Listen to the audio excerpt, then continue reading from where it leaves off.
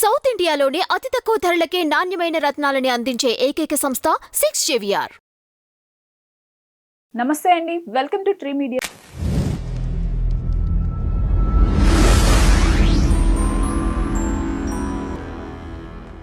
మనతో పాటు ప్రముఖ వాస్తు నిపుణులు నర్రా రామకృష్ణ గారు ఉన్నారు. సార్ నమస్తే. నమస్తే అమ్మ. సార్, దాదాపు వారం నుంచి సోషల్ మీడియాలో ఒకటే టాపిక్ ట్రెండింగ్, గరికపాటి నరసింహారావు గారు. ఆయన మొదటి భార్య బయటకు వచ్చి చేసిన వ్యాఖ్యలు వీడియో వైరల్ అవటం, దానిపైన రకరకాలుగా భిన్నాభిప్రాయాలు వ్యక్తమవుతున్నాయి. ఆ వీడియో పైన ఆవిడ స్పందించిన తీరు కానివ్వండి, ప్రీవియస్ చేసిన వీడియోస్ కానివ్వండి, అన్నీ మీకు ఐడియా ఉన్నాయి. మీ అభిప్రాయం ఏంటి అసలు దీనిపైన? కనిపించేదంతా నిజం కాదు, నిజం కనిపించదు. ఇది ప్రతి ఒక్కరు తెలుసుకోవాలి. ప్రతి ఒక్క వ్యక్తి జీవితంలో ఇది జరుగుతూనే ఉంటుంది. చాలామందికి తెలియని విషయం ఏంటంటే, ఒక మనిషి గురించి, అంటే మీ గురించి మీకంటే ఎక్కువ ఎవరికైనా తెలుస్తుందా? తెలియదు కదా. అదే రకంగా ఆయన గురించి ఆయనకే ఎక్కువ తెలుస్తుంది. ఆయన మనస్తత్వం ఏంటి, ఆయన గతంలో జరిగిన విషయాలన్నీ కూడా ఆయన ఏ ఉద్దేశంతో చేయాల్సి వచ్చింది, ఎందుకు చేశాడు, ఇది భార్యని ఇట్లా వేరే వాళ్ళ భార్యని ఆయన విడాకులు ఇప్పించి తీసుకున్నారని చెప్తున్నారు ఆమె. అందరూ సోషల్ మీడియాలో అదే జరుగుతూ ఉంది. కానీ ఒకటి ఏంటంటే, మనం ఏదైతే ఆలోచించామో అది మాట్లాడాలి, ఏదైతే మాట్లాడామో అది ఆచరించాలి. జనరల్గా నాకైతే గరికపాటి నరసింహారావు గారి విషయంలో అది కనిపించదు. అంటే ఏ విషయంలో కనిపించదు? ఏ విషయంలో ఆయన చెప్పేది ఎలా ఉంటుందంటే, ఆయనకి ఏదైతే నచ్చిందో అది అందరి మీద రుద్దడానికి ప్రయత్నం చేస్తారనుకుంటాను నేను. అంటే నేను వాస్తు సిద్ధాంతిని కాబట్టి, వాస్తుశాస్త్రం కాబట్టి, ఆయన వాస్తు మీద గతంలో ఒక కామెంట్ చేశాడు. ఆయన ఏమని చేశారు సార్? వాస్తు లేదు, వాస్తు జ్యోతిషం ఏం లేదని చెప్పాడు. అంటే నువ్వు చెప్పిందే ఉందా అక్కడ? నువ్వు చెప్పేదే నువ్వు చూసి వచ్చావు దాన్నంతా. శాస్త్రం నువ్వు కూడా గ్రంథాలు చదువుకొని వాటిలో నుంచి విషయాన్ని నువ్వు విషయ పరిజ్ఞానం నేర్చుకొని, నువ్వు శ్లోకాలు నేర్చుకొని, పద్యాలు నేర్చుకొని, వాటి తాత్పర్యాలు నేర్చుకొని, వాటి భావాలన్నీ నువ్వు చెప్తున్నావు, అందరికీ వినసొంపుగా చెప్తున్నావు. కానీ నువ్వు వినసొంపుగా చెప్పేటప్పుడు ఎదుటి వాళ్ళ మనోభావాలని, వృత్తుల యొక్క మనోభావాలను దెబ్బతిని తీసే విధంగా నువ్వు మాట్లాడకూడదు. అంటే మేము వ్యక్తిగతంగా మేము స్పందించాల్సి వచ్చిన సమయం వచ్చింది కాబట్టి స్పందిస్తున్నాం. సరే, ఆయన వ్యక్తిగత జీవితంలో జరిగిన తప్పులు జరిగినాయి. ఆయన చెప్పేటప్పుడు దాదాపుగా స్త్రీల గురించి నాకు తెలిసి ఎక్కడా కూడా పాజిటివ్గా చెప్పినట్టు ఎప్పుడు కనిపించదు. ఎక్కువగా నెగిటివ్గానే చెప్తుంటారు ఆయన. అంటే నేను ఇంతకుముందే నేను ఒక వీడియో చూశాను.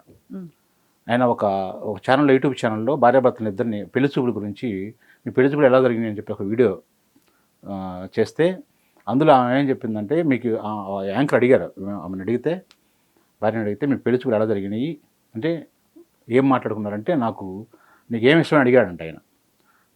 దేవుళ్ళ విషయంలో ఎవరు ఇష్టం? నాకు వెంకటేశ్వర స్వామి ఇష్టం, అంతకుమించి రాముడు అంటే ఇష్టం అని చెప్పారంట. వెంటనే ఆయన నేను శ్రీరామచంద్రుడినే అన్నాడు.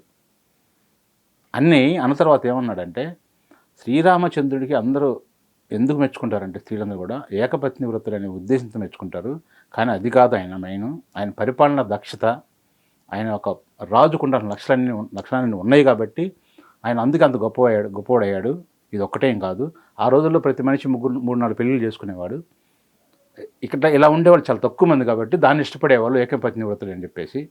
అంటే అక్కడ ఆయనకు లోపల వచ్చేసరికి ఆయన తప్పు చేసిన విధానం కనిపించింది నాకు. అది అంటే అంతకుముందు మ్యారేజ్కి ముందు ఆయన సమ్మతించలా, ఇండైరెక్ట్గా ఆయన లోపల భావం ఆయన బయటకు వచ్చేసింది. అది అంటే తప్పేం కాదు అనే ఉద్దేశంతో. అదే రకంగా గతంలో ఏం జరిగిందనేది కొన్ని విషయాలు మనం చూస్తుంటే, ఆమె చెప్పింది కానీ మొదటి భార్య అని కూడా కాదు, ఆమె మ్యారేజ్ కూడా చేసుకోలేదని చెప్పారు. ఒక దండ మాత్రమే వేశారని చెప్పారు. మరి ఇన్ని చెప్పేటప్పుడు ఇంత ఒక వివాహ వ్యవస్థ గురించి, కుటుంబ వ్యవస్థ గురించి, మన సనాతన ధర్మం గురించి, మన ఆధ్యాత్మికపరమైన విషయాలన్నింటినీ నువ్వు అంత గొప్పగా చెప్తున్నప్పుడు నీ మనసులో అది గుర్తురాదు. అది ఇవాళ ఎందుకు నీకు? ఆమె ఒక వీడియో చేసింది, ఇది మనకి వాలి సుగ్రుడి గురించి వీడియో చేసింది ఆమె. అంటే ఆమెకు ఏదో లోపల ఎవరికో గుచ్చుకుంటుంది నేను చెప్పేది అని చెప్పేసి చేసింది ఆమె. అది నీకు గుచ్చుకున్నట్టేగా, నువ్వు భుజాలు తరుముకున్నట్టేగా. నువ్వెందుకు అంత స్పందించి ఆమె మీద కేసు పెట్టి అంత చేయాల్సి వచ్చింది? అవసరం ఏముంది? అంటే నువ్వు చెప్పిందే వేదం, నువ్వు చెప్పిందే వినాలా? నాకు తెలిసి నేను ఇక్కడ ఒక క్వశ్చన్ అడుగుతాను. అంటే దాదాపు వాళ్ళిద్దరు విడిపోయి కూడా చాలా సంవత్సరాలు అవుతుంది. ఉమ్. అంటే విడాకులు లీగల్గా తీసుకున్నారో లేకపోతే రాతపూర్వకంగా తీసుకున్నారో లేకపోతే మనస్ఫూర్తిగా తీసుకున్నారో తెలియదు. తెలియదు.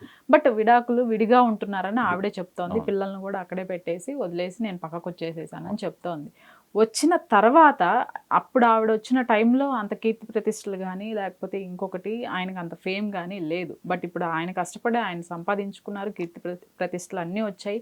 పైపెచ్చు మన హిందూ ధర్మంలో హిందూ ప్రచారకర్తలు చాలా తక్కువ. అవును. అట్లాంటి వాళ్ళలో ఆయన ఒక పేరు ఆయన అయితే ఒకరు కీర్తి గడించుకున్నారు ఆయన పాండిత్యం ద్వారా. అట్లాంటి పర్సన్ ఇప్పుడు రోడ్డుకి లాగే ప్రయత్నం జరుగుతుందా? అంటే సొంత పిల్లలు కూడా ఇప్పుడు ఈవిడ చెప్పిన దాని ప్రకారం సొంత పిల్లల్ని కూడా వదిలేసి వచ్చిన ఆవిడ ఇప్పుడు పిల్లలని భర్తని మాట్లాడటం ఏమిటి? ఓకే, మీరు చెప్పే కోణంలో ఆలోచిస్తే అది కూడా నిజమే అనిపిస్తుంది. ఎందుకంటే ఆమె ఏం చెప్పింది, నేను పూర్తిగా అన్నీ వదిలేశాను, ఆధ్యాత్మికమైన మార్గంలో వెళ్ళిపోతున్నాను. అలాంటప్పుడు నువ్వు ఆధ్యాత్మిక మార్గంలో వెళ్ళేటప్పుడు నీకు ఈ కామ క్రోధ లోభ మోహ మత్సరాలన్నీ నీకు అసలు అవసరం లేదు. వాటిని త్యజించావు నువ్వు. అసలు ఏం జరిగినా నువ్వు వదిలేసావు. ఇప్పుడు నీ పిల్లల్ని బాగానే చూసుకుంటున్నారు. ఇప్పుడు కూడా పిల్లలు అవసరం లేదని చెప్తున్నారు. పిల్లలు కూడా అవసరం లేదు, వాళ్ళకు కూడా ఏం అవసరం లేదు, వాళ్ళ అవసరం లేదు. కానీ ఈ సిచ్యువేషన్ ఎందుకు వచ్చిందనే దానికి దీనికి చాలా బ్యాక్గ్రౌండ్ ఉందని ఏదో చెప్తున్నారు. అదే సొంత కొడుకుతోనే కేసు పెట్టించి చేపించారని చెప్తున్నారు. రాజకీయంగా ఏదైనా జరగవచ్చు. ఎందుకంటే ఆయన విరుపులు ఎలా ఉంటాయంటే మామూలుగా ఎట్టకారం మామూలుగా ఉండదు. చాలా సందర్భాలు చూసాం మనం. పుష్ప సినిమా గురించి మాట్లాడారు, చిరంజీవి గారిని వేదిక మీదగా. ఎందుకంటే ఈయన టాపిక్ వచ్చిందంటే వాళ్ళిద్దరి గురించి చెప్పుకోవాల్సి వస్తుంది. చిరంజీవి గారి గురించి కూడా చెప్పుకోవాల్సి వస్తుంది. ఆయనకున్న ఇమేజ్ ఓకే, ఆయన రూట్లో ఆయనకు ఉంది, నీ రూట్లో నీకు ఉంది. అలాంటప్పుడు నువ్వు నేను అదే చెప్తాను, ఆయన ఐడెంటిటీ క్రైసిస్తో బాధపడుతున్నాడు అని చెప్పేసి. ఓకే, అంటే అదేంటంటే ఆయన గుర్తింపుని తట్టుకోలేరు. పక్కన ఎవరికన్నా ఆయన పక్కన ఉన్నప్పుడు అంతకు మించి ఆయనకు మించి ఎవరైనా గౌరవం ఇచ్చారంటే తట్టుకోలేరు అది. కానీ నీతో పాటు నీకంటే ఎక్కువ ఫ్యాన్ ఫాలోయింగ్ కానీ ఎక్కువ మంది ఇండియా లెవెల్లో ఆయనకు చిరంజీవి గారికి కూడా మంచి ఇదే ఉంది కదా. కానీ మీరు ప్రవర్తించినప్పుడు, మీరు మాట్లాడినప్పుడు మీ యొక్క ఫోర్స్గా మాట్లాడటం కూడా, చిరంజీవి గారు ఇక్కడ ఫోటో సెషన్స్ తీసేసేయండి అన్నప్పుడు ఆయన ఎంత వినమ్రతతోటి ఎంత పద్ధతిగా వచ్చి కూర్చొని అసలు నాకు చాలా అద్భుతంగా అనిపిస్తుంది. ఆయన క్యారెక్టర్ని ఈయన పెంచాడు. చిరంజీవి గారి క్యారెక్టర్ని గరికపాటి నరసింహారావు గారు పెంచారు. చాలాసార్లు సందర్భాల్లో చెప్పుకుంటారు. ఇవాళ ఈ టాపిక్ ఎప్పుడు వచ్చినా కానీ ఈ చిరంజీవి గారి వ్యవహారం ప్రతి ఒక్క యూట్యూబ్ ఛానల్లో వస్తుంది అది. అయితే సార్ ఇప్పుడు ఏపీలో మన చాగంటి గారికి ఒక పోస్ట్ ఇవ్వటం జరిగింది, సలహాదారునిగా పోస్ట్ ఇవ్వడం జరిగింది. అలానే తెలంగాణలో కూడా గరికపాటి వారికి ఒక పోస్ట్ అనుకుంటున్నారు. ఆ పోస్ట్ రాకుండా చేయటానికే ఈ వెనక్కి కుట్రలన్నీ ఆయన పైన జరుగుతున్నాయి అనేది నాకు తెలిసిన ఒక వార్త. ఇందులో వాస్తవాలు ఎంత ఉంది? ఉండొచ్చమ్మా. దానికి అసలు ఇవాళ మనకి ఇది జరగదు అనడానికి లేదు. అసలు ఏదైనా జరగవచ్చు. ఎందుకంటే మనకు కొన్ని సిమ్టమ్స్ కొన్ని కనిపిస్తున్నవి. ఇప్పుడు అల్లు అర్జున్ విషయంలో కానీ వీటిల్లో వాళ్ళు వ్యతిరేకించడం, పుష్ప 2 సినిమా ఆయన వ్యతిరేకించడం, ఇదంతా మనం చూస్తూనే ఉన్నాం. రేవంత్ రెడ్డి గారు ఆ విషయాల మీద కూడా పెద్ద ఆయన పేరు మర్చిపోయాడని చెప్పేసి కేసు పెట్టారనటం. అసలు లోపల నేను ఫస్ట్ టాపిక్ మీకు ఒక విషయం చెప్పా, కనిపించేవన్నీ నిజం కాదు, నిజాలు కనిపించవు. అది ఇక్కడ మనకి మీరు చెప్పిన దానికి నేను జరుగుండొచ్చు కాదంటలేదు, ఏదో జరుగుండొచ్చు. చాలా జరుగుతూ ఉన్నాయి. మనం అంటే హిందూ ధర్మంలో ఇలాంటి వారిని ఎవరైతే కొంచెం గుర్తింపు వచ్చి కీర్తి గడించిన వారిని చాలా అరుదుగా ఉన్నారు. మనం వేళ్ల పైన లెక్క వేసుకొని చెప్పచ్చు. ఇలాంటి వారికి హిందువులే వాళ్ళని టార్గెట్ చేస్తూ పోస్టులు పెట్టడం, అసలు పర్సనల్ లైఫ్లో జరిగిన ఇష్యూతో గరికపాటి వారిని బ్యాడ్ చేస్తున్నారు కావాలని. ఆయన పైన ఆయన వల్ల సొసైటీకి ఏమైనా నష్టం జరిగితే మాట్లాడండి. పర్సనల్ లైఫ్లో ఆయనకు అప్ అండ్ డౌన్స్ ఉన్నాయో లేకపోతే బ్యాక్ ఎండ్ ఏం జరిగాయో అవి వాళ్ళ పర్సనల్ ఇష్యూస్. ఆయన వల్ల సొసైటీకి జరిగిన నష్టం ఏంటి అంటే మీరు ఇప్పుడు ఒక వ్యాలిడ్ పాయింట్ చెప్పారు. వాస్తుపరంగా వృత్తిని గురించి మాట్లాడారు, అది కరెక్ట్ కాదు. సొసైటీ పరంగా ఆయన వల్ల ఎవరికైనా నష్టం జరిగిందా? అదే మనం మీకు అదే చెప్పాను, మనం ఏం ఆలోచిస్తున్నామో అది మాట్లాడాలి, అది మాట్లాడింది మనం ఆచరణలో పెట్టాలని చెప్పేసి. నువ్వు చెప్పేదంతా కూడా ఎట్లా ఉంటుందంటే దేవుడు చాలా మీరు చూశారు లేదు కొన్ని వీడియోల్లో వెంకటేశ్వర స్వామి గుడికి పొలోమని వెళ్ళిపోతా ఉంటున్నారు, అక్కడ కాకపోతే ఇంట్లో పెట్టుకొని దేవుడిని పూజించుకోకూడదా అని ఆ మాట ఆయన అంటుంటాడు. ఉత్తర ద్వారం ప్రవేశానికి ఆ రోజు అందరూ పోయి గుడికి వెళ్ళి అంత గుంపులుకి వెళ్ళి పెద్ద పెద్ద ఇది చేసుకోవాలా, ఇంట్లో చేసుకోకూడదా అని చెప్తారు. ఎందుకు వెళ్తారు గుడికి దేవుడికి? నువ్వు చెప్తుంది ఏంటి అసలు? నువ్వేం చెప్పాలనుకుంటున్నావు జనాలకి? నీ యొక్క గుర్తింపు కోసం నువ్వు తెలుసుకున్న జ్ఞానాన్ని, ఆ జ్ఞానం ప్రదర్శించకపోతే వాళ్ళ అహం దెబ్బతింటుంది. చాగంటి కోటేశ్వరరావు గారిని ఎవరు అనట్లేదే? ఎవరైనా అన్నారు చాగంటి కోటేశ్వరరావు గారిని? ఎక్కడైనా ఒక చూడండి కామెంట్స్. ఎవరిని కూడా ఎలాంటి విమర్శలు చేయరు, గొప్పగా చెప్తారు. దేవుడి గురించి చెప్పినా ఏది చెప్పినా గొప్పగానే చెప్తారు, నెగిటివ్ మాట్లాడరు. ఓకే, నీకు కొంచెం వెటకారం ఉంది అనుకుందాం. వెటకారం ఉన్నప్పుడు ఆ వెటకారాన్ని ప్రదర్శించుకోవడానికి కొన్ని సంస్థలు, కొన్ని వ్యక్తులు, కొన్ని సమూహాలని నువ్వు వాళ్ళ యొక్క మనోభావాలని దెబ్బతీసే విధంగా నువ్వు మాట్లాడకూడదు. సమయం కోసం వెయిట్ చేస్తుంటారు. ప్రతి ఒక్క రోజు, ప్రతి సంవత్సరం, ప్రతి జీవితాంతం నీదే ఉండదు. ఎలాంటి వాళ్ళకు కూడా చివరి చర్మాంకం కొద్దిగా ఇబ్బందిగానే ఉంటుంటుంది. పెద్ద పెద్ద వ్యక్తులు అనుకున్న వాళ్ళు ఎవరికైనా సరే చూడండి, మీరు ఎవరినైనా తీసుకోండి, ఇది నీ టైం ఇవాళ వచ్చింది. ఇప్పుడు ఇది నేను చెప్పేది అది. ఎంతోమందిని నువ్వు నీ నీ నీ మాట్లాడేటప్పుడు అంత స్వేచ్ఛ తీసుకుంటావు నువ్వు. ఓకే, స్త్రీలు ఉన్నారు, వాళ్ళని దారుణంగా మాట్లాడతారు. నీ తప్పు అని అంటే నీకు ఎక్కడ తప్పు? స్లీవ్లెస్ వేసుకుంటున్నారు. ఓకే, నీకు నీ పాత తరంగా నీకు వచ్చేసరికి తప్పుగానే ఉంది. ఇవి ఫారిన్ కంట్రీస్ వెళ్తున్నారు, వాళ్ళు స్లీవ్లెస్ వేసుకున్నంత మాత్రం వాళ్ళ తప్పుడు ఆలోచనలు ఏమైనా ఉంటాయా? ఉండవు కదా. స్త్రీకి చాలా పవర్స్ ఉంటాయి. ఎలాంటి పవర్స్ ఉంటాయి అంటే, చాలామంది మగవాళ్ళకి తెలియని విషయం ఏంటంటే, అసలు మగవాళ్ళే మంచివాళ్ళు కాదు నా దృష్టిలో. వాస్తవంగా ఎవ్వరూ కూడా 99% మంచివాళ్ళు కాదనుకుంటే వీళ్ళకి వచ్చరికి వీళ్ళకి మంచి చెడుతో సంబంధం లేదు. స్త్రీల కోణంలో చూస్తే మగవాళ్ళు 99% మంచివాళ్ళు కాదు. ఒక స్త్రీ, ఒక తెలివిగల స్త్రీ వచ్చేసరికి ఒక మనిషిని, ఒక వ్యక్తిని, మగవాడిని 6 సెకండ్స్లో, అంటే 6 సెకండ్లో మనిషిని కనిపెట్టేయగలదంట. వీడి దృక్పథం ఏంటి, వీడి ఇంటెన్షన్ ఏంటి అనేది. అతి తెలివి తక్కువ స్త్రీ కూడా 16 సెకండ్లో కనిపెట్టగలదంట. కానీ నువ్వు మాట్లాడే విధానం స్త్రీలన్నీ చాలా దారుణంగా మాట్లాడుతుంటారు. అంటే స్త్రీలపైన చేసిన కామెంట్స్ కూడా క్షమాపణ చెప్పించారు అని విన్నాను. అంటే చెప్పడం కూడా ఆయన ఎట్లా చెప్తాడంటే, లోపల నుంచి చెప్పేదేం కాదు, అది కూడా తట్టుకోలేక కొన్ని ఒత్తిడి ద్వారా ఆయన చెప్పాల్సి వచ్చింది. కానీ ఆయన చెప్పే మనిషి, ఆయన ఒకటి చెప్పాడు ఏబిఎన్ రాధాకృష్ణ గారి ఇంటర్వ్యూలో.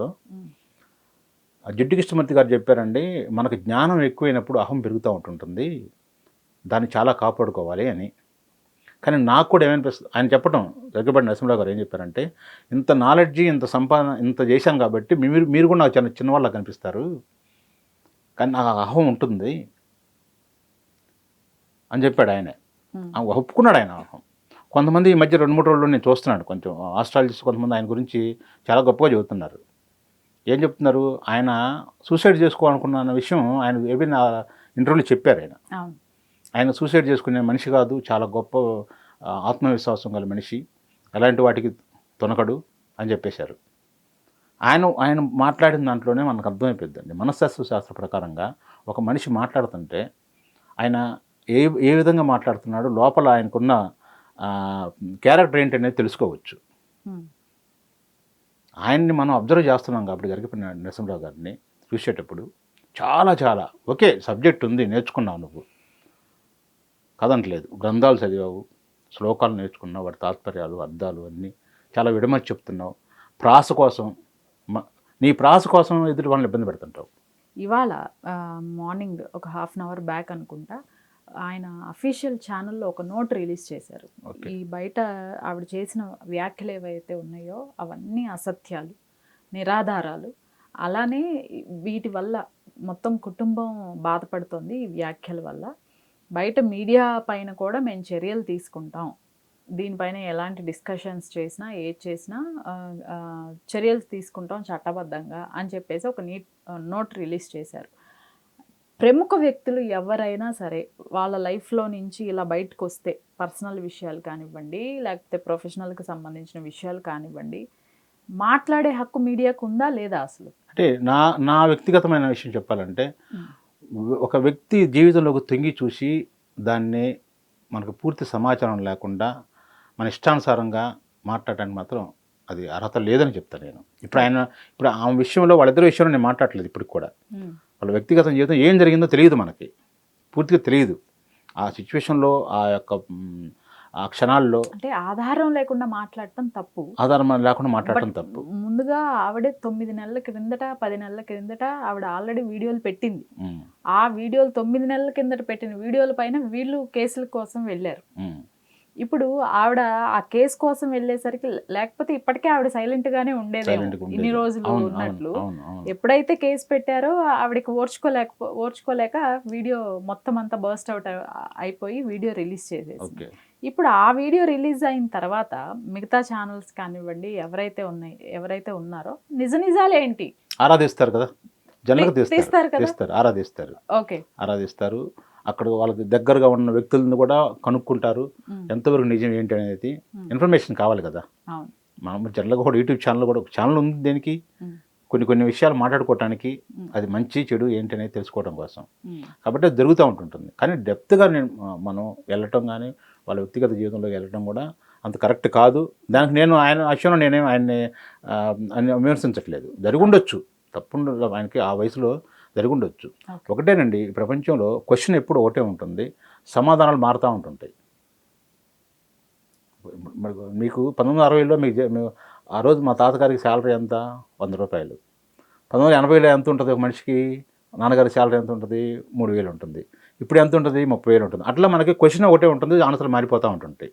ఆ రోజు ఆయనకు ఆ యొక్క ఉద్వేగ ఆ క్షణాలు ఎలాంటివో, ఆయనకున్న యుక్త వయసులో ఉన్నప్పుడు ఏం జరిగిందో మనకు తెలియదు.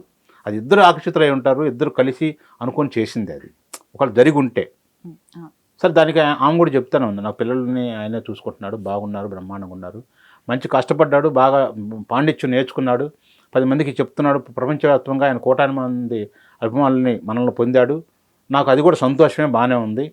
కానీ నేను ఒక వీడియో చేసినప్పుడు ఆయనకి ఎక్కడో గుచ్చుకుంది. అంటే ఇక్కడ మనం చెప్పుకోవాల్సింది ఏంటంటే, ఫైనల్గా చెప్పుకోవాల్సింది, ఆయనకి వాళ్ళిద్దరికే తెలిసిన విషయాలు ఉంటాయి కొన్ని. ఆ విషయాల్లో ఆమె ఏదో ఇండైరెక్ట్గా అది చేయాల్సి వచ్చింది, చేసింది, అది ఆయనకి అహం దెబ్బతిని ఉంటుంది.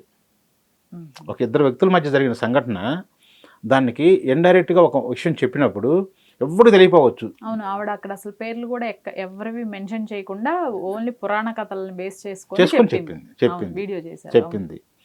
ఈయనకి అది గుచ్చుకొని ఉంది. మనస్సాక్షి కొంత లోపల ఉంటుంది, మనకు తెలియకుండా. ఇది తప్పు చేసిన భావం కలిగినప్పుడు ఎప్పుడు కూడా దాన్ని అది ఖండించలేక దాంట్లోంచి బయటపడటానికి ఏ పని చేయడానికి మనిషిని వెనక సంకోచించనివ్వదు.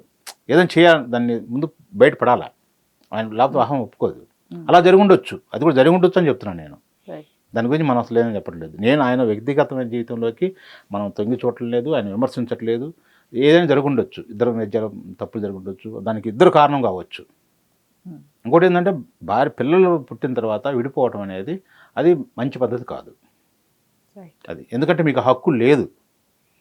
పిల్లలు పుట్టక ముందు ఓకే ఉండొచ్చు, ఎలాంటి క్షమించరైన తప్పు చేసినా కానీ పిల్లలు పుట్టిన తర్వాత విడిపోయే హక్కు లేదు. సరే, ఇక్కడ ఏమైంది, ఇద్దరు మంచి దాంతోనే ఇద్దరు విడిపోయారు, ప్లస్ మ్యారేజ్ చేసుకున్నారు, పిల్లలు ఆయన దగ్గర ఉంచుకున్నారు, బాగున్నారు అని చెప్తుంది, ఆమె చెప్తుందని. రెండో భార్యను కూడా ఆవిడ చక్కగా చాలా బాగా పొగుడుతుంది, చాలా బాగున్నారు, మంచిగా ఉన్నారు, నా పిల్లలు కూడా నా అవసరం లేకుండా ఉన్నారని చెప్తున్నారు. కానీ ఫైనల్గా ఏంటంటే, పాయింట్ ఏంటంటే, ఏమై ఎక్కడో ఏదో ఆయన గుచ్చుకునే మాట మాట్లాడింది ఇండైరెక్ట్గా, పురాణాలను అడ్డం పెట్టుకొని ఈ వ్యక్తులను తీసుకొచ్చి వాళ్ళకు జరిగిన సంఘటనల్ని చెప్పింది. కానీ ఆమె డెప్త్గా చెప్తున్నప్పుడు అది ఆయన క్యారెక్టర్ని, వ్యక్తిత్వాన్ని మనం అంచనా వేసుకుంటే, మానసిక శాస్త్ర ప్రకారంగా అంచనా వేస్తే అది ఆయనకు లోపమే, అది మచ్చే. ఎందుకంటే అన్న భార్య చెప్తుంది, ఆమె అన్న భార్యని ఒక్క రోజులో ఆయన చేత విడాకులు ఇప్పించి తర్వాత ఈయన వృష్టి చేసుకున్నారంటే అందులో నీ పాత్ర కూడా ఉంది, కానీ నువ్వు కూడా కారణమే. అందులో వచ్చేసావంటే నీకు మరి నువ్వు మానసిక స్థిమితం లేని మనిషి కాదు, లేకపోతే మతి స్థిమితం పోయే మనిషి కాదు. నీకు కూడా స్పృహలో ఉండి నువ్వు కూడా ఆకర్షణకు లోన్ అయిపోయి ఇద్దరు కలిసే చేశారు కదా. ఇద్దరు పిల్లలు ప్రేమ లేకుండా ఏమి లేకుండా ఇద్దరు పిల్లలు ఎలా కన్నారు మీరు? దానికి ఇద్దరు బాధ్యత ఇద్దరు ఉన్నాయి. కాకపోతే నువ్వు వాళ్ళు చెప్తున్న నీతులకి, ఆ క్యారెక్టర్కి అది కొంచెం నీకు డ్యామేజ్. అది పోనీ నేను ఆ రోజు నుంచి నేను అలా తప్పు చేశాను తెలియక, ఆ యుక్త వయసులో జరిగింది. నేను అక్కడి నుంచి నాకు అవేర్నెస్ వచ్చి నేను నాకు మానసిక పరిపక్వత వచ్చి నేను ఒక సీతాకోక చిలుకలా తయారైపోయి ఇలా నేను ఇవాళ నేర్చుకొని దాని నుంచి బయటపడి నేను జనాలకి ఇలా చేస్తున్నాను. అలాంటి తప్పులు ఎవరు చేయకూడదని చెప్తున్నాను. నాకు ఆ రోజు గత జరిగిపోయింది కాబట్టి అని నువ్వు చెప్తే ఓకే, తనకి ఇబ్బంది లేదు. కానీ నీ అహం ఒప్పుకోదు అక్కడ. ఎందుకంటే నువ్వు అపరిమితమైన జ్ఞానాన్ని సంపాదించావు, సహస్రావధానం చేశాడు. ఇంత ఉన్నప్పుడు ఏమవుతుందంటే ఇంతవాడు కూడా అంత అయిపోతుంటాడు. ఆ యుగోనే ఆయన ఈ రకం తయారు చేసింది. సబ్జెక్ట్ గురించి ఆయన 10 మందికి ఉపయోగపడే మాటలు చెప్తాడు. ఎవరన్నా బాధలో ఉన్నప్పుడు, స్ట్రెస్లో ఉన్నప్పుడు ఆయన వీడియో చూస్తే, చాగంటి కోటేశ్వరరావు గారి కంటే కూడా ఈయన వీడియో చూస్తే ఒక రంగం చెప్పాలంటే జబర్దస్త్ టీమ్ స్క్రిప్ట్ లాగా ఉంటుంది ఆయన చేసేదంతా కూడా. అంత కిక్ వస్తుంది అందులో. నేను కూడా చెప్తున్నాను దానికి. కానీ నేను ఫైనల్గా చెప్పేది అంటే, నీ వృత్తిని నువ్వు ఎలా గౌరవిస్తున్నావో, నీ శాస్త్రాన్ని ఎలా నమ్ముతున్నావో, ప్రతి ఒక్కరికి కూడా ఒక శాస్త్రం ఉంటుంది. వాళ్ళకు ఎన్నో సంవత్సరాలు తపస్సు చేసి దాని మీద పరిశోధన చేసి ఎంతో నేర్చుకొని ఉంటారు. ఒక్క మాటతో నువ్వు తీసి పడేసావంటే నిన్ను కోట్లాది మంది మనుషులు నమ్ముతున్నారు. నమ్ముతున్నప్పుడు నువ్వేం పంపిస్తున్నావు వాళ్ళకి మెసేజే కదా. మూఢనమ్మకాలు నమ్మవద్దని చెప్తున్నావు. ఆయన ఇప్పుడు హేతువాది ఆయన, కదనట్లేదు నేను. కానీ మూఢనమ్మకాలు నమ్మవద్దని చెప్పు, లేకపోతే ఏదైనా ఉంటే ఎవరైనా మనుషులను ఇబ్బంది పెడుతుంటే ఇలాంటి వాస్తు కానీ జ్యోతిష్యం కానీ చేసినప్పుడు వాళ్ళని నువ్వు విమర్శించు, సద్విమర్శ చేయి, తప్పులేదు. కానీ నువ్వు శాస్త్రాన్ని తీసి పక్కన పడేస్తుంటే నువ్వు ఎక్కడి నుంచి నేర్చుకున్నావు? నీ శాస్త్రం ఎక్కడిది? నువ్వు చూసి వచ్చావా? ఒక వ్యక్తి పురాణంలో ఒక వ్యక్తి గుణగణాలు చెప్పేటప్పుడు అద్భుతంగా చెప్తుంటావు. నువ్వు గుణగణాలు నువ్వు చూసి వచ్చావా? నువ్వు గ్రంథాల్లో చూసి చదువుకుంది, నేర్చుకుంది, దానికి ఒక ప్రాస పెట్టి ఆ ప్రాసలు ఇలాంటి వాళ్ళని కొంతమంది కొన్నిటిని బలి చేయడానికి, కొంతమంది అన్ని విరుపులు వాటితోటి పదార్థాలు కొన్ని ఒక్కొక్కసారి ఎలా ఉంటుందో చెప్పమంటారా? చాలామంది స్త్రీల విషయంలో నాకు అనిపించింది ఆ వీడియో చూసేటప్పుడు ఎప్పుడైనా, ఇంత దారుణంగా మాట్లాడుతున్నారు స్త్రీలు. ఎక్కడ కూడా అట్లనే చెవులు ఎట్లా పెట్టుకొని వింటూ ఉంటుంటారా పెద్ద పెద్ద సత్సంగాల్లో వాటిల్లో. ఒక మాట కూడా ఎవరు మాట్లాడలేకపోతున్నారా అని అనిపిస్తుంది నాకు.